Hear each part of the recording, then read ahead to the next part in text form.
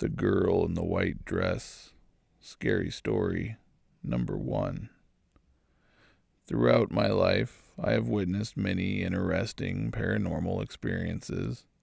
From the age of 6 until present time, I have seen, sensed, and felt spirits beyond the mortal veil.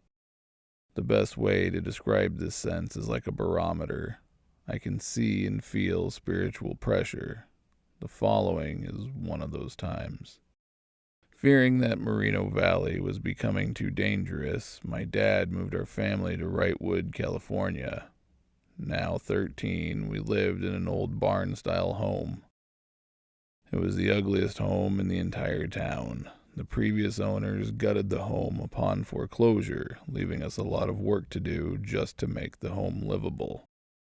At this time, my dad was a sheriff's deputy for the county of Los Angeles and worked the graveyard shift at Men's Central Jail. Shortly after moving into the home and after my dad began working the graveyard shift, my mom asked us kids to sleep in her room at night. We didn't really mind, and she promised us that if we did, then we could stay up late and watch TV with her.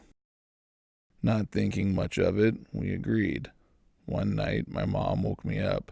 She whispered, "Nolan, Nolan, Nolan." I replied, "Yeah, Mom."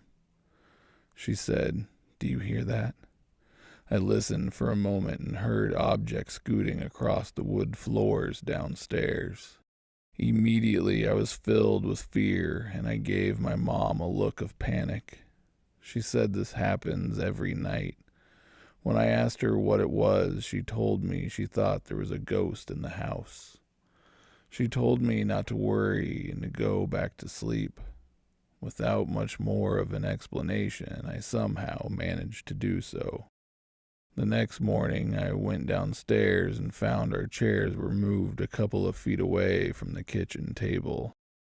A short time later, my dad had the night off and slept at home. Asleep in my room, I woke up in the middle of the night and noticed it was 3:03 a.m. I thought that was strange, and then suddenly I felt an overwhelming chilling feeling that someone was walking into my room. Glancing at my bedroom door, I saw the figure of a girl enter my room. She had no eyes, no nose or mouth. She had hands and feet, but no toes or fingers. She had long white hair and wore a white dress. She approached the edge of my bed and looked at me. In a flowing motion, she turned her body and looked at the bed where my brother slept, and then looked back at me. Finally, she turned around and returned down the hallway towards my parents' bedroom. Immediately, I sought the comfort of my covers and remained there until morning. The next day, I told my mom about this experience. After explaining what happened, my mom explained that the previous homeowners had a daughter who died in my room. The young woman suffered from anorexia. At this point in my life, my experiences were tame and non-violent. From this moment on, except for 2 peaceful encounters, my paranormal experiences would become very dark, dangerous, and aggressive. My Weird Little Dream. Scary Story Number 2. I've had this weird little dream for a few years now. It wasn't too frequently, just 1 or 2 times each year. Nothing special about it, just me lying in some sort of bed listening to strange sounds like metal clank, footsteps, or sometimes murmurs which I couldn't make out. In some of the dreams, I could even see my surrounding. It was a white room with many weird metal devices, but the thing that frightened me most is the man in white. He didn't harm me or anything. In fact, he took notice at me.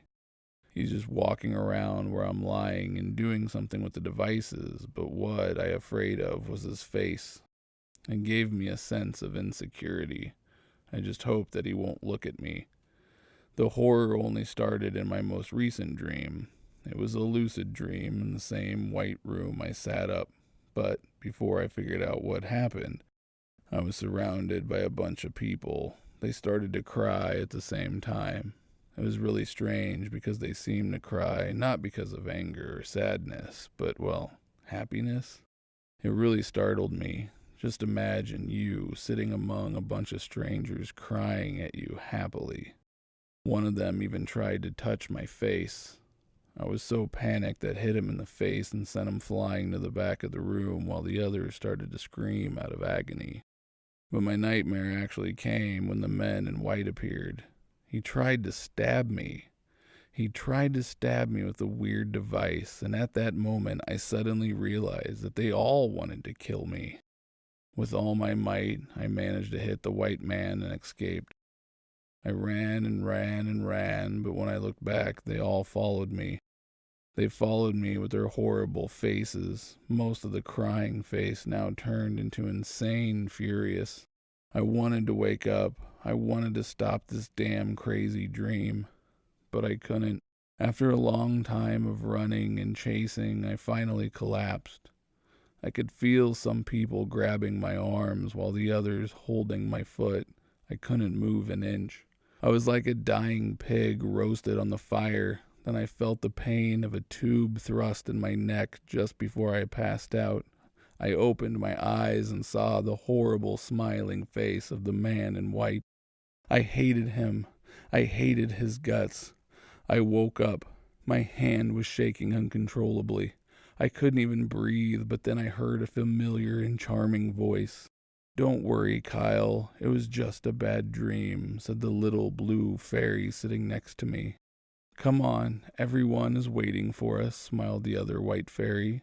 Although they were as big as my hand, they took me off and flew me to the sky.